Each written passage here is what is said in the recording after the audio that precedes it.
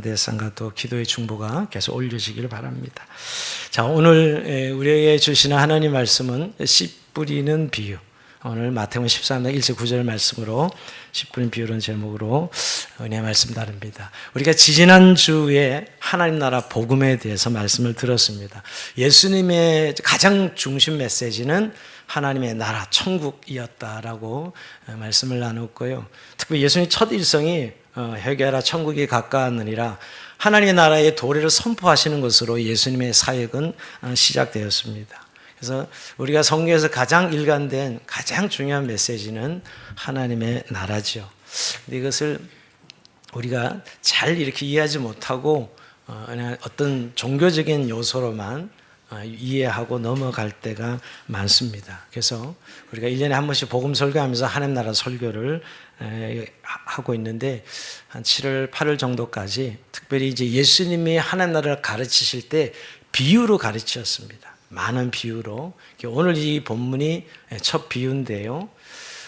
우리가 예수님의 비유는 한 30개에서 한 50가지 이렇게 보는데 비유로 가르친 내용을 특히 하나님의 나라만 말씀한 비유는 한 12개에서 15개 많이 치면 이제 보느냐 안 보느냐에 따라 좀 개수가 차이 있지만 한 10개 정도가 천국은 이러이러하니 하나님 나라는 이러이러하니 이렇게 설교한 비유가 마태복음 13장은 13년 쫙 전부가 다 그 비유 설교고요. 그래서 오늘 그 첫 설교를 함께 나누려고 합니다. 특별히 천국에 대한 비유는 하나님 나라는 이러이러하니 하면서 천국의 성격, 천국의 성장, 천국의 시작, 천국의 심판, 천국의 완성 이렇게 내용들을 말씀을 다루고 있습니다. 자, 오늘 이제 첫 번째 내용인데요. 이 첫 설교, 이 비유 설교를 이해해야 나머지 다 비유가 이해가 됩니다. 가장 중요한 것이죠.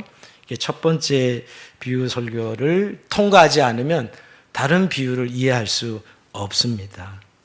오늘 이 본문은 마가복음 4장에도 나오고요. 누가복음 8장에도 나옵니다. 그만큼 중요하기 때문에 마태, 마가, 누가 다 동일한 이 본문을 다루고 있다는 것도 알 수가 있습니다.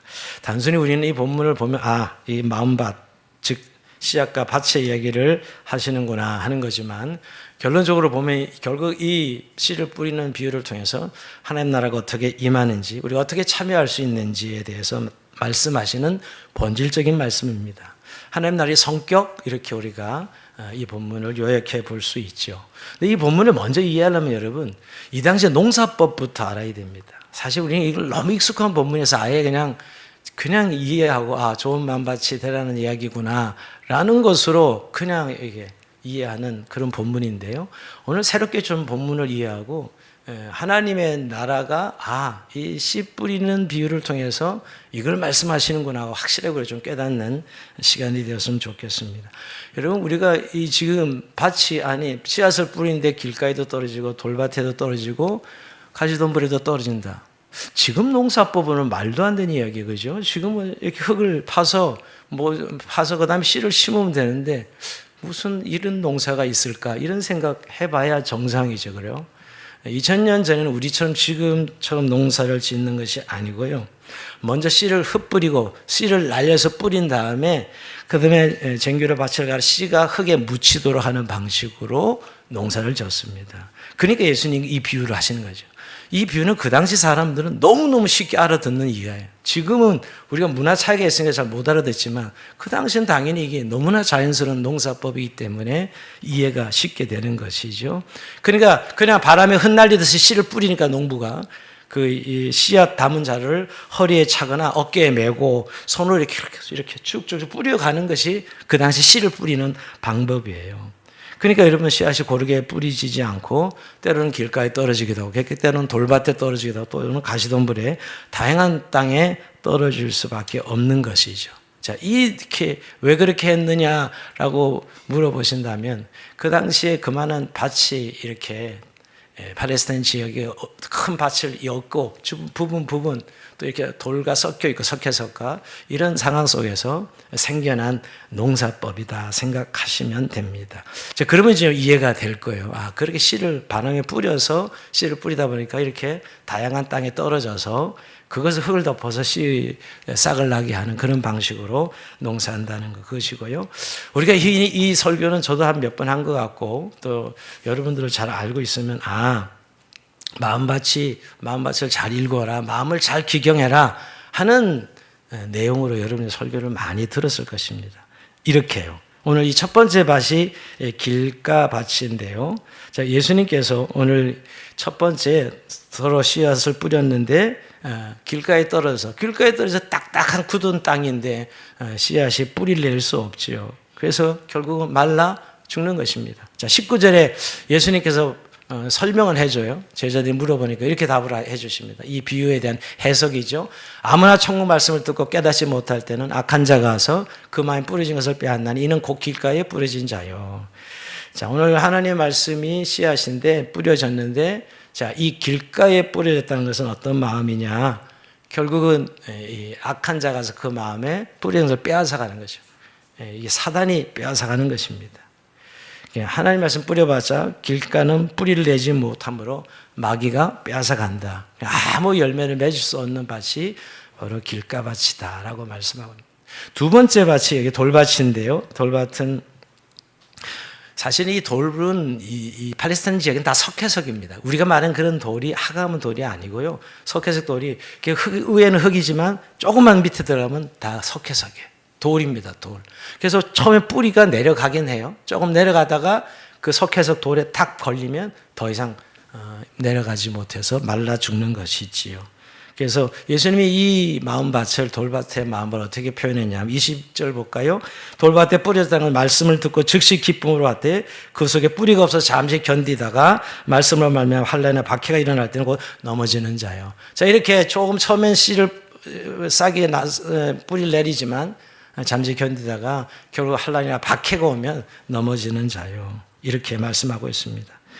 처음에 막 열정적으로 하나님 말씀 받아들였다가 그 다음에 어려움이 오면 떠나가는 그런 마음밭을 돌밭에 비유했다고 말씀할 수 있죠. 자, 세 번째 밭은 가시밭입니다. 자, 가시밭은 그랜드로 이제 줄기 싹이 나고 줄기가 끝까지 올라가다가 가시불에 탁 걸리면 그때부터 자라지 못하고 비실비실 죽어가는 것이죠. 예수님께서 이렇게 설명해 줍니다. 22절. 가시떨기에 뿌렸다는 것은 말씀을 들으나 세상의 염려와 재물의 유혹에 말씀이 막혀 결실하지 못하는 자요. 결국 이 세 번째 밭이 아마 제일 많을 거예요. 그죠? 그런데 어른들 살아가다가 세상의 염려와 재물의 유혹에 막혀서 세상이 좋아서 결국 그 마음이 떠나가는 그런 밭이 가시떨기 밭입니다. 그래서 오늘 결국은 결실하지 못한 건 동일합니다. 길가나 돌밭이나 이 가시덤불이나 결국은 다 결실하지 못하는 밭이에요. 근데 마지막 이제 네 번째 옥토입니다. 옥토는 좋은 땅이지요. 23절에 보니까 좋은 땅에 뿌려졌다는 것은 말씀을 듣고 깨닫는 자니 결실하여 어떤 것은 100배, 어떤 것은 60배, 어떤 것은 30배가 되느니라. 자, 결실하는 이 땅은 좋은 땅입니다. 그야말로 흙만 있는 좋은 밭에 떨어져서 뿌리가 내리고 싹이 나고 줄기가 나서 열매와 결실을 맺는, 큰 나무의 결실을 맺는. 그래서 크게는 60배요, 적어도 60배요, 100배요, 적어도 60배, 그 다음에 30배 열매가 맺는 것이죠. 자, 우리는 이 설교를 들으면서 우리가 늘 많이 우리가 받은 교훈은 정말 우리가 옥토가 되어야 되겠구나. 옥토가 되어서 무슨 말씀이 떨어지든 간에 열매를 잘 맺어야 되겠구나. 이런 설교 듣고, 또 목사님들은 설교가 잘 안 될 때 본인이 설교 준비는 생각 안 하고 성도들이 맨날 설교신이 졸거나 맨날 주무시거나 딴 생각하고 있으면 이 마음밭 설교를 또 한번 하지요. 그죠? 네. 이러니까 길가에 떨어지고 돌짝밭에 떨어지고 하시던 분에서 열매를 맺지 못합니다. 이렇게 설교를 하곤 합니다. 오늘 그런 설교가 아니에요. 그런 설교 아닙니다. 근데 주무시는 분이 안 계시네요. 오늘 이 설교를 해서 그런지 내 마음밭이 정말 돌밭인지 길가인지 다시던 분이었다면 열매 맺지 못하죠. 근데 여러분, 이 말씀이 참 어떻게 보면 은혜롭게 적용하는 것이지요. 우리가 이런 메시지에 굉장히 익숙해 있고요. 그런데 우리가 한 가지 좀 점검해 봐야 돼요. 예수님이 정말 이 마음밭을 잘 기경 안 하고 이 말씀 하셨느냐는 것이에요. 정말 예수님의 의도가 이걸 말씀하려고 하신 말씀이냐? 아니라는 거예요. 물론 이렇게 적용해서 은혜롭게 우리가 성경을 받아들이는 것은 좋은 일이지요. 감사한 일이고 은혜로운 일이고 또 물론 사람들의 다양한 반응에 대해서 말씀한 건 맞습니다. 그러나 예수님의 이 씨 뿌리는 비유의 주제가 마음밭에 강조하기 위해서 이 주제를 말씀하신 것인가? 아니라는 것이죠. 사실 이 말씀은 결국 하나님의 나라가 어떻게 임하는지를 보여주는 사건이에요. 하나님 나라가 어떻게 임하는지, 즉 하나님 말씀의 씨앗이 뿌려져서 하나님 나라가 지금 임하고 있다는 사실을 말씀하기 위해서 씨 뿌린 비유를 말씀하는 거예요. 우리가 그 원인을, 그 이유를 성경에 찾으면 11절 볼까요? 대답하여 이르시되 천국의 비밀을 아는 것이. 자, 여기서 이 씨 비유를 설명하고 나서 제자들이 무슨 뜻입니까? 물어볼 때, 야, 너희에겐 천국의 비밀을 아는 것 허락되었다. 천국의 비밀이라고 말씀하고 있어요. 즉 하나님 나라의 비밀을 아는 것이 너희에게. 그러니까 이 씨 비유가 하나님 나라 이야기를 하고 있는 거예요. 하나님 나라가 어떻게 임하는지를 말씀하고 있는 거죠.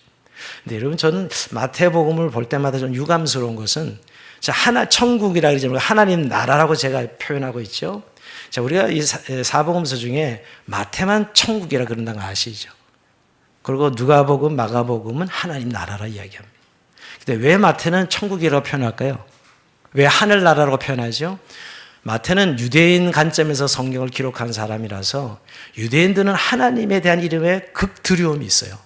감히 하나님 이름을 부르지를 못해. 그래서 아도나이, 주님 이렇게밖에 못 불러 하나님.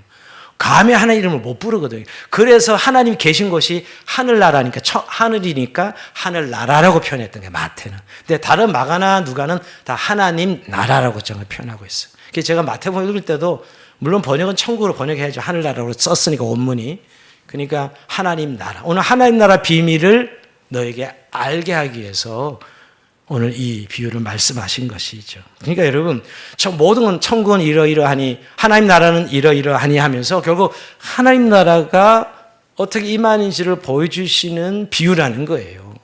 그래서 너희 천국의 비밀, 오늘 이 씨비유가 바로 천국의 비밀이다. 하나님 나라의 비밀이다 말씀하고 있는 것이죠. 지금 하나님 말씀이 심겨질 때, 밭은 우리 인간의 마음이죠. 하나님의 말씀이 천국 복음이 이렇게 뿌려질 때 그 말씀을 받는 자들을 통해서 하나님 나라가 임한다는 사실을 강조하는 것입니다. 즉 씨앗은 하나님 나라의 복음의 말씀이고 밭은 우리의 마음인데 그 말씀이 임할 때 하나님 나라가 임한다는 것이에요. 근데 여러분 지금 별로 충격적으로 받아들이지 않는데 그 당시는 너무너무 이건 충격이에요. 그리고 대부분의 사람들은 알아듣지 못하는 것이죠. 알아들을 수가 없는 말씀을 하시는 거예요. 비유는 너무 쉬운데 들리는 사람이 있고 안 들리는 사람이 있는 거예요, 지금. 이유가 있다면 그 당시 그 유대인들의 마음속에 하나님 나라는 미래예요, 미래. 종말론적 사건이에요.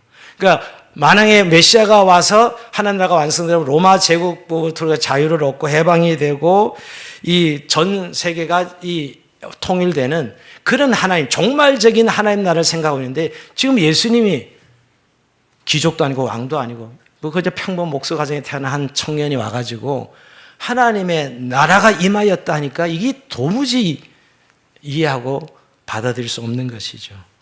그러니까 오늘 이 하나님의 나라가 유대인들의 생각의 개념을 완전히 뛰어넘어서 오늘 이 시비를 통해서 하나님 나라가 임하였다라고 말씀하고 있는 거예요. 어떤 방식으로?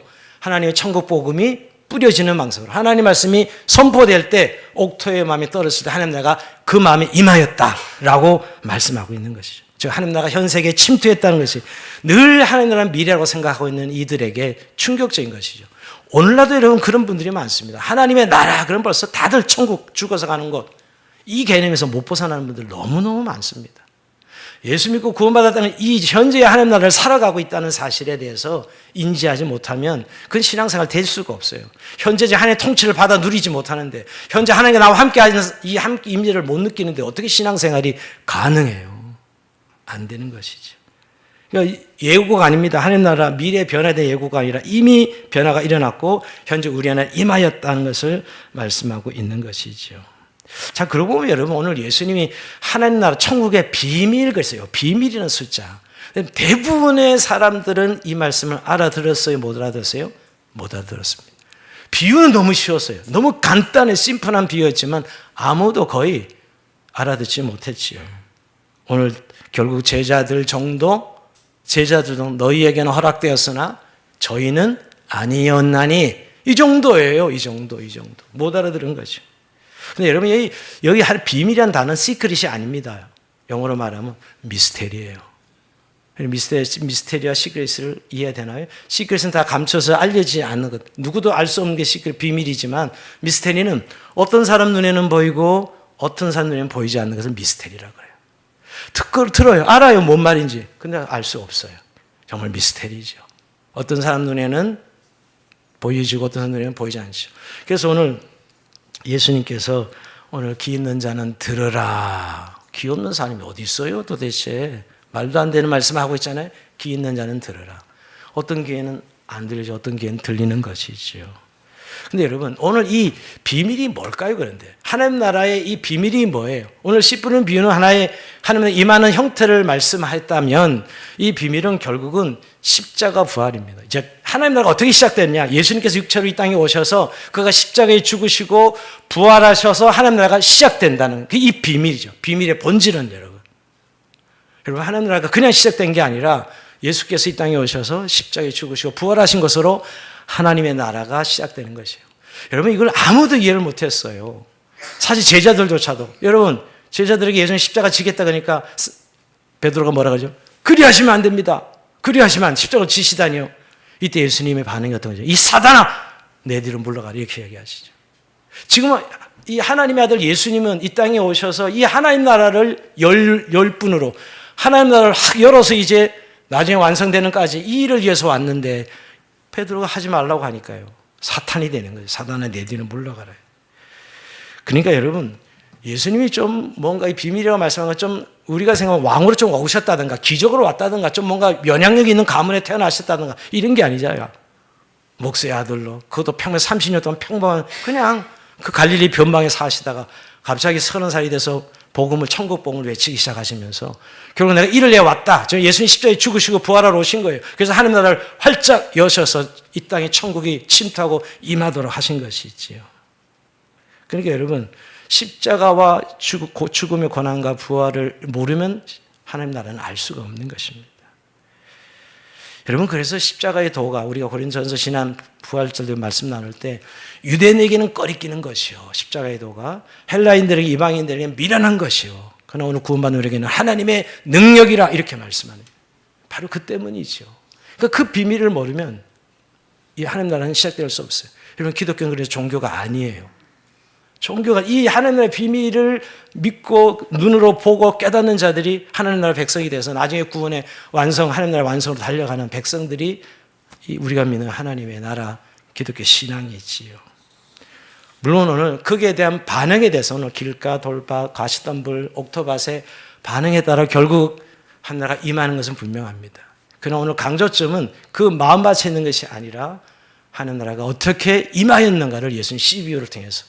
그래서 어떤 분들은 이 비유를 씨 비유라고 말하는 사람이 있고 씨 뿌리는 비유라고 말하는 사람이 있고 씨 뿌리는 자 비유라고 말해요. 이게 다 의미가 있는 거예요. 너무너무 예수 씨가 중요하다. 마음밭이야 뭐 당연히 인간의 마음밭은 따라와야 되는 거지만 씨가 복음의 천국 씨잖아요. 하늘 씨앗이죠. 그래서 씨 비유라고 이 본문을 말하는 사람도 있고, 그리고 씨 뿌린다는 이 행위의 강조점의 비유를 말씀하는 분도 있고, 이제 마가복음에 보면 씨 뿌린 자가 씨 뿌린 자 인자 중심 예수님의 관점으로 비유를 말한 이유도 그 때문입니다. 자, 오늘 내용은 이렇게 우리가 정리할 수 있고요. 자, 오늘 우리가 첫 번째 이 본문을 통해서 깨닫게 되는 것은 천국 복음은 잘 결실하지 못한다는 거예요. 우리가 생각하기 천국 복음이 막 엄청난 부흥하고 엄청난 세로가 형성될 것 같지만 천국 복음은 잘 결실하지 못한다는 것입니다. 여러분, 실제로 예수님이 오셨을 때 많은 사람들에게 이 천국 복음이 전해졌습니다. 그러나 이 중에 주님을 따르고 믿는 사람은 아주 소수의 사람들이었다는 것, 우리가 잘 알고 있습니다. 즉 실제로 말씀 반응하는 이들은 너무너무 소수였습니다. 특히 종교인들, 그 당시에 서기관과 바리새인들, 그토록 하나님을 잘 믿는다는 종교 지도자들은 다 배척했고, 또 그 힘으로 그들의 영향력으로 그냥 보통 하층민들도 평민들도 예수의 말씀을, 복음을 따라가지 않았습니다. 믿지 않았습니다. 사실 천국을 들을 때 고개를 끄덕끄덕하고 인정했다가도 염려가 생기고 걱정이 생기면 그들은 주님을 배신하고 떠나갔죠. 또 그냥 주님의 말씀을 듣고 따르려 하다가도 여러 가지 걱정에 쌓였을 때 예수님을 떠나갔습니다. 여러분, 오늘 이 씨 비유가 10분 크게 이야기하는 거예요. 오늘 네 밭에 떨어졌다면 4분의 3이 허비됐잖아요. 길가, 돌밭, 더하시던 분 다 허비된 겁니다, 여러분.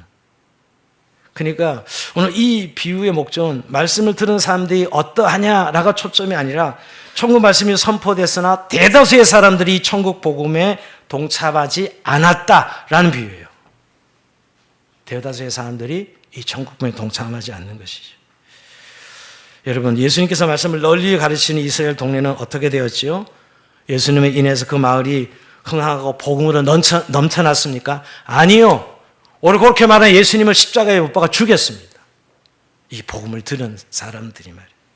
그러니까 복음에 전혀 반응하지 않았던 사람이 대부분이었습니다. 그러니까 사실 어떻게 보면 그들이 보면 다 허비된, 열매를 맺지 못하고 허비된 것처럼 보였죠. 이게 바로 밭에 뿌려진 씨의 진실입니다. 그러니까 우리가 허비된 씨를 보면서 절망하게 되기 쉽습니다.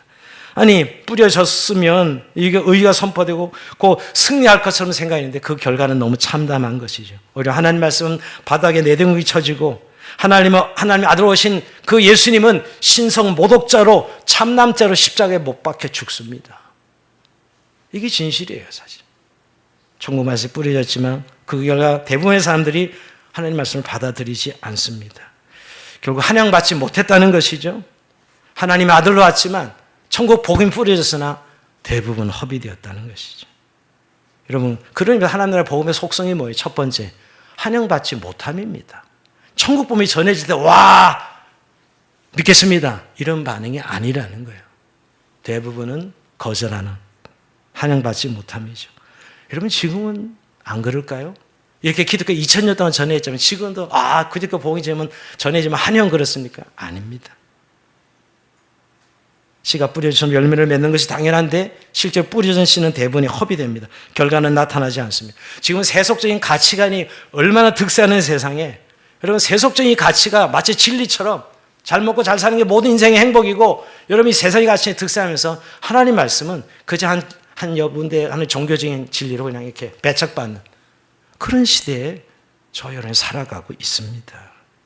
그러니까 여러분, 우리가 복음 전하다 낙심하지 말아야 됩니다. 사람들이 복음에 관심 없는 것 이상히 여기지 말아야 합니다. 너무나 당연합니다. 그렇게 상한 남편이 예수 안 믿는 거 너무나 당연한 거예요. 안 믿으시니까 당연하죠, 여러분. 여러분, 예수 잘 믿으면 환영한다고 생각하지 말아야 합니다. 예수 믿으면 제일 먼저 반대하고 제일 먼저 배척하는 사람이 사랑하는 사람들이에요. 그죠? 예수 잘 믿으면 제일 먼저 배척하는 사람이 자기 사랑하는 남편과 아내가 제일 먼저 싫어해요. 여러분, 예수 잘 믿으면 핍박이 오지요. 그게 오늘 이 비유가 가르치는 첫 번째 진리입니다. 그러나 이것만 해서는 안 되죠. 두 번째, 오늘 좋은 땅에 떨어져 또한 결실을 맺는다는 사실을 이 비유는 말씀하고 있습니다. 이 뒤쪽에 있는 진리죠. 4분의 3의 대부분의 씨가 허비되었습니다. 허비된 거죠, 4분의 3의 씨는. 그러나 끝난 게 아닙니다. 남은 이 4분의 1이 오늘 여러분 결국 이 결실할 밭이 남아있다는 걸 가르치고 있습니다. 자, 8절에 더러운 좋은 땅에 떨어지면 어떤 건 100배, 어떤 건 60배, 어떤 건 30배 결실을 하였나니라. 대부분의 씨는 허비되었지만 나머지 4분의 1은 남아 있습니다. 그리고 좋은 땅에 떨어져, 그리고 결실을 해서 엄청난 열매를 맺는 것을 말씀하고 있습니다. 근데 여러분, 우리가 4분의 3이 허비되고 4분의 1이 이제 결실했으니까 보상받으려면 4배만 더하면 보상이 되는 거잖아요. 씨의 개념으로 보면. 그죠? 근데 4배 결실합니까? 아니요. 크게는 100배, 최소한 60배, 작게는 30배. 별로 놀라지 않으죠. 100배가 뭐 얼마나 가늠도 안 되시니까 여러분 2배면 족하지 이런 생각 하시는 것 같아요. 근데 여러분, 씨를 4분의 3 허비됐으니까 한 4배 정도면 보상이 되는데 성 그렇게 말하고 있지 않다는 거죠. 오늘 크게는 100배, 적어도 60배, 작게는 30배. 여러분, 여기서 참 우리가 깨달아야 될 것이 그렇게 적은 사람들 마음속에 뿌려진 씨앗이 엄청난 놀라운 폭발적인 성장을 한다는 사실을 이 비유는 말씀하고 있습니다. 여러분, 천국 복음이 배척되다는 건 너무 슬프고 힘든 일이지요. 그리고 패배처럼 보이는 이 사실, 그러나 그 뒤에 놀라운 결과가 도사리고 있다는 사실을 이 비유는 말씀하고 있습니다. 우리가 생각할 때 하나님 나라는 패배한 것처럼 보이고 사람에게 배척당한 것처럼 보이고 죽어져 없어져 버린 것처럼 보일지 모릅니다. 그러나 오늘 이 비유를 통해서 비록 소수의 사람들이 복음의 씨앗을 들었지만 그 4분의 3 허비된 거 이건 이상으로 그 심령 4분의 1 씨앗 속에 엄청난 강력하게 폭발적으로 자라난다는 사실을 말씀하고 있는 것입니다. 그러니까 여러분, 비록 적은 사람들이 받아들였지만 하나님의 나라는 결코 쇠약해지지 않는다는 사실을 말씀하고 있는 것이죠. 절대 천국 복음은 배척받는 것처럼 보이지만 하나님 나라는 결코 패배하지 않는다는 사실을 이 씨 뿌리는 비유를 통해서 말씀하고 있는 것이죠. 결코 없어지도 쇠약해지지도 않습니다. 여러분, 분명히 박해로 이제 배척으로 기독교 시작되지만 어딘가 보면은 어딘가에서는 놀라운 폭발적인 성장이 일어나고 있다는 사실을 기독교는 이 역사 속에 증명하고 있어요. 2000년 역사가 그러지 않았어요? 여러분, 초기 기독교는 정말 여러분 제자들 신부 한번 보세요. 정말 하층민들이죠. 그게 잘난 사람 누가 있어요? 여러분, 사도행전에 첫 번에 예수 믿던 사람, 그래서 바울이 너희 중에 문벌 좋은 자가 없고 배운 자가 없고 가진 자가 없고 자 그렇고 그런 별볼 없는 인생들, 변방에 있는 사람들이 처음에 예수 믿었다니까요. 사실 그렇게 생각하면 좀 이해가 안 될 정도로. 근데 그들이 그 별볼 없는 사람들의 이 가진 이 신앙이 말이에요, 거대한 로마 제국을 결국 무너뜨리고 로마가 그 국교로 기독교를 받아들이게 됩니다. 이게 엄청난 폭발적인 생명력과 성장성을 이야기하죠. 그래서 다음 돌아서 제가 설교하겠지만 겨자씨 비유나 누르개 비유가 다 그런 거예요. 정말 조그만 보이지도 않는 씨앗이지만 나무가 되어서 나중에 그 나무에 새들이 깃드는 어마어마한 성장을 설명하고 있는 것이죠. 이제 다음 주에는 더 우리가 이 내용을 살펴보게 될 텐데요. 이게 엄청난 결실을 맺는 하나님의 나라, 하나님의 나라의 무서운 생명력과 전파력과 확장성을 말씀하고 있는 것이에요. 그 안에는 하나님의 생명력의 깃들이 있기 때문에 옥토에 한번 신기기만 하면 30배, 100배 열매를 거둔다는 거예요. 이 말은 여러분, 우리가 노력해서 맺는 게 말하는 게 아닙니다. 우리가 노력해서 뭐 맺고 안 맺고가 아니라 신기기만 하면 그렇게 하나님이 맺게 하신다는 것이지요. 여러분, 우리가 이것을 믿는 사람들입니다. 그 비밀이 우리에게는 허락됐기 때문이죠. 그래서 비밀, 미스테리인데 안 보이는 사람에게는 절대 천국이 보이지 않지만 예수 그리스도의 십자가 부활을 믿는 사람에게는 그 미스테리가 보여지고 믿어져서 오늘 예수님께서도 너희에게는 허락됐으나 저희에게는 허락되지 않았다. 너희에게는 허락됐으나 11절에 그렇게 말씀하고 있죠. 그러니까 여러분, 소수의 제자들, 소수의 사람들 안에 심겨져서 폭발적으로 성장했다는 것을 말씀하고 있습니다.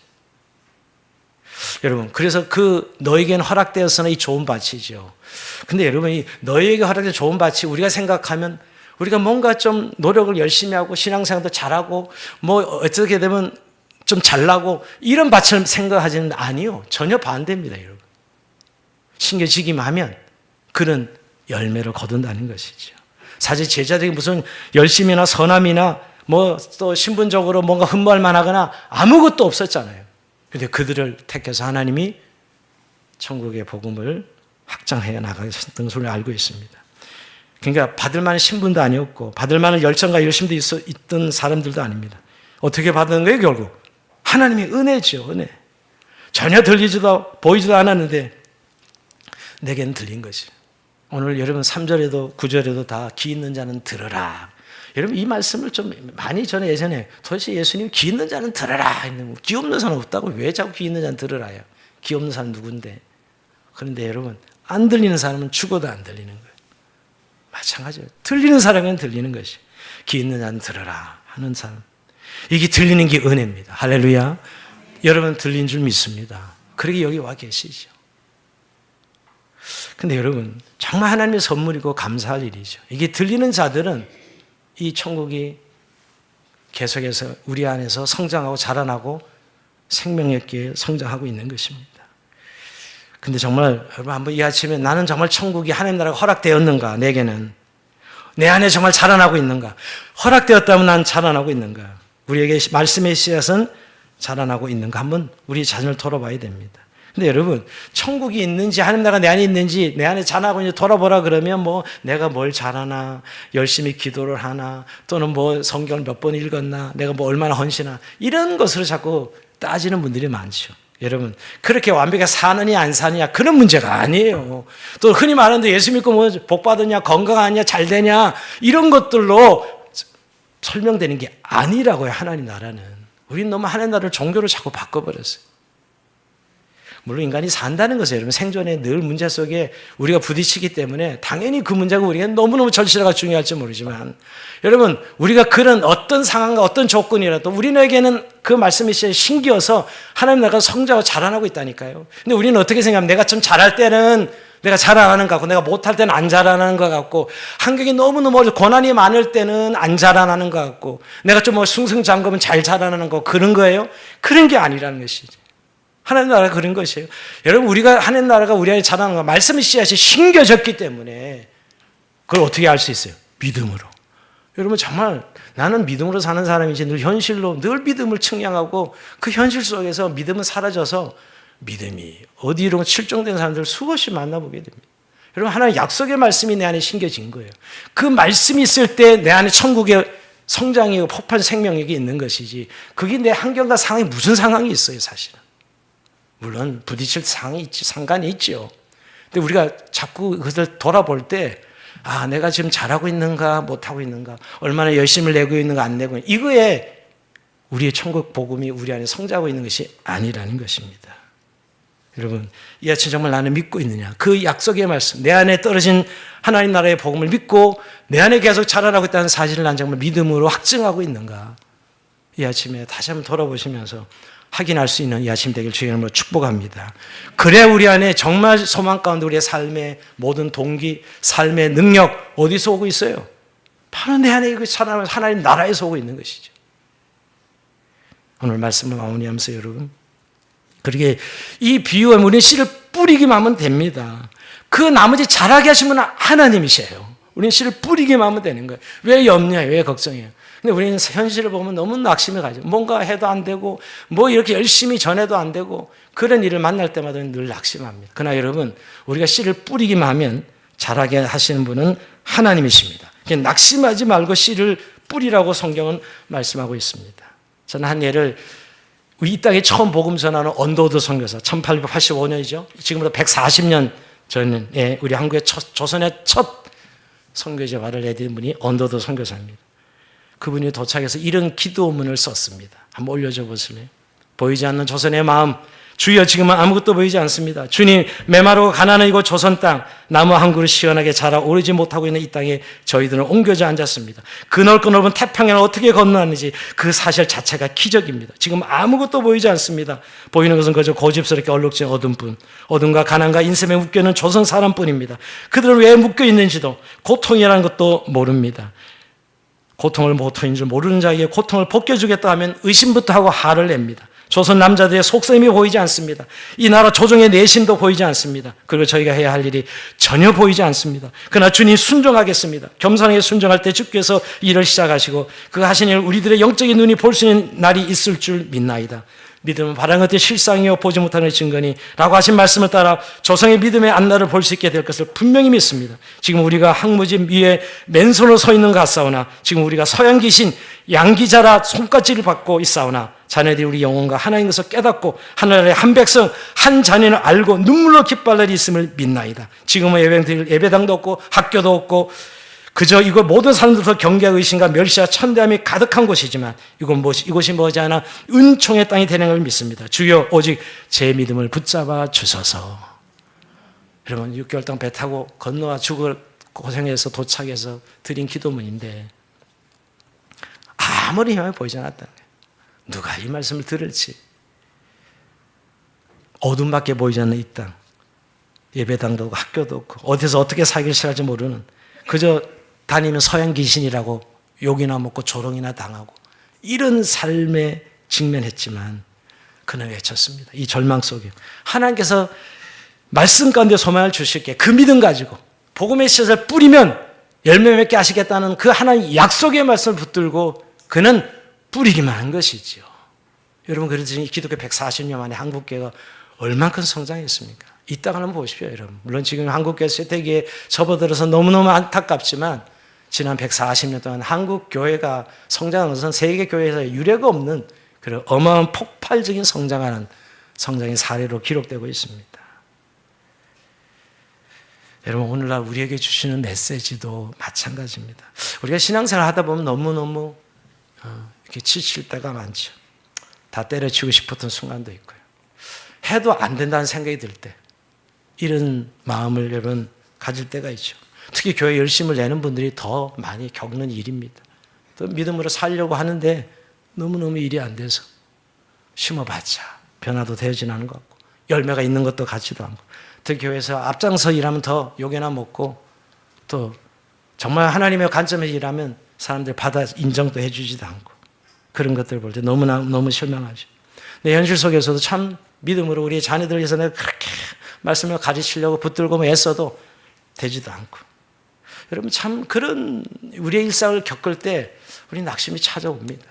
그럴 때 여러분 오늘 아무것도 안 남고 이게 뭐 하나 하고 그냥 익숙해지는 그리스도인으로 그저 종교적인 형식적인 그리스도인으로 남아 살기가 너무 쉽죠. 여러분 그때 어떻게 해야 될까요?